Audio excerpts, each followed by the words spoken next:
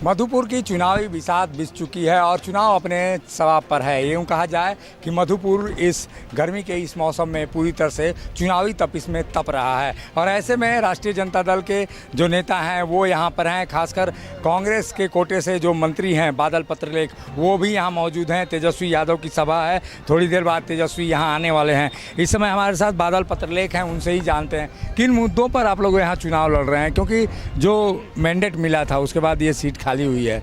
तो ऐसे में चुनावी एजेंडा क्या है, सभाओं में क्या कुछ कह रहे हैं आप लोग? बिल्कुल, आपने देखा होगा कि चुनाव के बाद ये तीसरा उपचुनाव है जो हम फेस करने जा रहे हैं।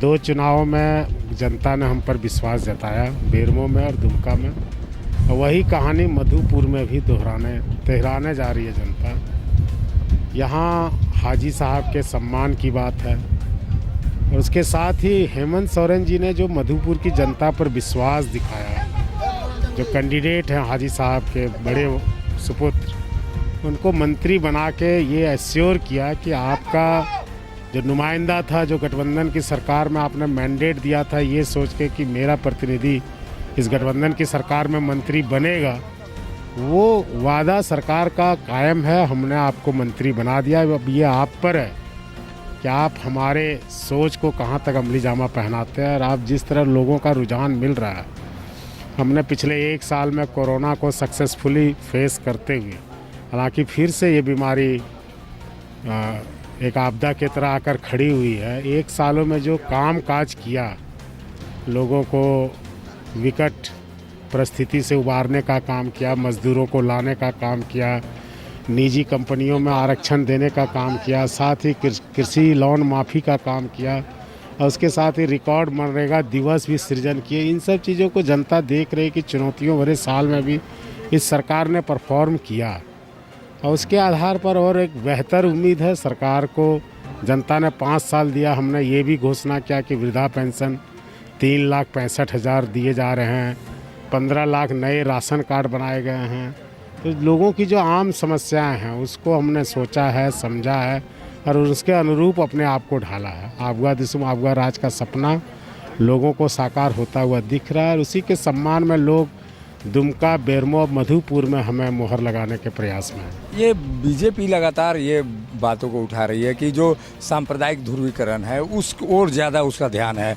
जो कहा जा रहा है कि अगर हिंदू मतदाता एकजुट हुए और मुस्लिम मतदाता एकजुट हुए, ये तमाम तरह के समीकरण बनाए जा रहे हैं। इसमें कहाँ देख पा रहे हैं आप लोग अपने आप को? बीजेपी चीज़ों को अपभ्रंश करती है। अब देखिए ना, बांग्ला नया साल होता है, अंग्रेजी नया साल होता है, आज हिंदी नया साल है, उसको हिंदू से कोट करती है।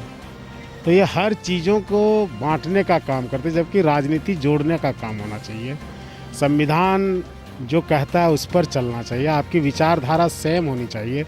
आप गांधी को मानते हैं तो गांधी के हत्यारे को आपको निंदा करना चाहिए, जबकि ये लोग नाथूराम गोडसे की पूजा करते हैं। इनके राम तेरी गंगा मेली वाली कहानी है।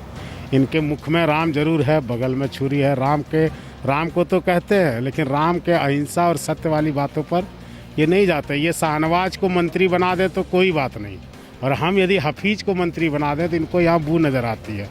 तो इनके क्या स्टैंडर्ड है, राष्ट्रीय पार्टी है, विचारधारा है, सरहदें बदलने के साथ बदल जाती है कि ये बात समझ में नहीं आती। लेकिन जनता सारी बातों को जानती है। अब आपने देखा होगा कि पिछले दिनों में एक बड़े राष्ट्रीय नेता को गो बैक सुनना पड़ा।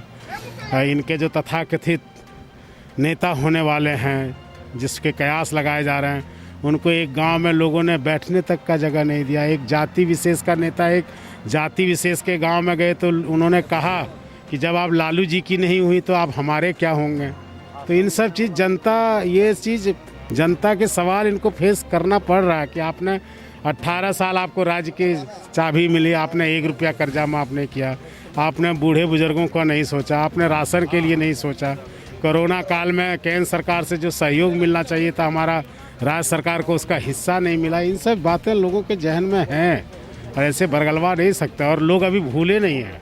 तेजस्वी जब बिहार में चुनाव हारे थे, आप देखते होंगे कि बिहार और ये इलाका बिल्कुल सटा हुआ है। जब हारे थे तो इन लोगों ने यहाँ पटाखे छोड़े थे, इन लोगों ने यहाँ रंगरेलियाँ मनाई थी। वैसे लोगों को जवाब देने का सही समय आ गया है गरीब के नेता, कमज़ोर वर्ग के नेता और एक शिबू सोरेन का बेटा नेतृत्व करता हो तो अब आप कहेंगे कि वोटों का हम ध्रुवीकरण कर लेंगे, तो ये उससे आप कोसों दूर है। लेकिन तेजस्वी यादव के दौरे के बाद परिस्थितियां बदल सकती हैं, ऐसा बीजेपी के नेताओं का भी मानना है कि अगर यादव मतदाता आपके खेमे में आए, क्योंकि खासकर उनका मानना है कि यादव मतदाता जो हैं और जो शेड्यूल कास्ट के लोग हैं उनकी स्थिति शायद बीजेपी की ओर ज़्यादा झुकाव है। नहीं, ये बिल्कुल गलत है। हमने कहा ना कि जो उनके पार्टी में जो उस वर्ग से सबसे बड़ा नेता जिसको मानते हैं वो मानते हैं, समाज नहीं मानता है। उनको यही क्वेश्चन कहा गया कि जब आप लालू जी की नहीं हुई तो हमारी क्या होंगे। तो इन सब चीज़ों को हर जनता मन बना चुकी है। तेजस्वी जी के आने के बाद जो बातें 17 तारीख क्लियर होती वो आज ही क्लियर हो जाएगी। ये थे बादल पत्रलेख जो बता रहे हैं कि तेजस्वी यादव का दौरा, मधुपुर का दौरा महत्वपूर्ण होने वाला है और ऐसे में यादव मतदाताओं के साथ तमाम पिछड़े और सामाजिक न्याय के जो लोग हैं वो निश्चित रूप से गोलबंद होंगे और इसका लाभ बीजेपी के बजाय महागठबंधन के प्रत्याशी को होगा। सहयोगी उपेंद्र के साथ अशोक कुमार, मुखर संवाद, मधुपुर। जब टूटती है आस, जब थकती है सांस, जब रूठते हैं अपने, मुंह मोड़ता है जमाना, जब अंगड़ाई लेता है संकल्प, फिर बनती है कहानी, बनते हैं अनमिट निशान। देखिए मेरे साथ संघर्ष की दास्तान।